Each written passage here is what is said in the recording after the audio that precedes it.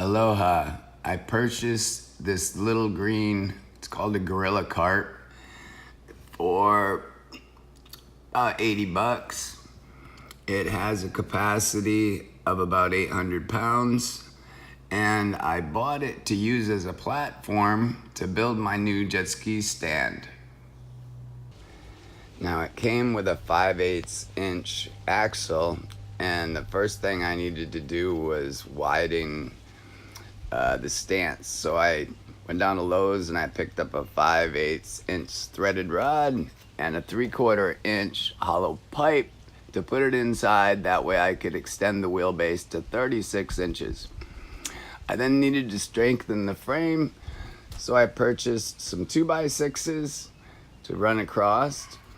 I used 2x4s to make the supports for the rear axle. I used 2x4s glued together and screwed together to make the uprights and to make the rails. In the front, because the wheels turn, I needed some more support.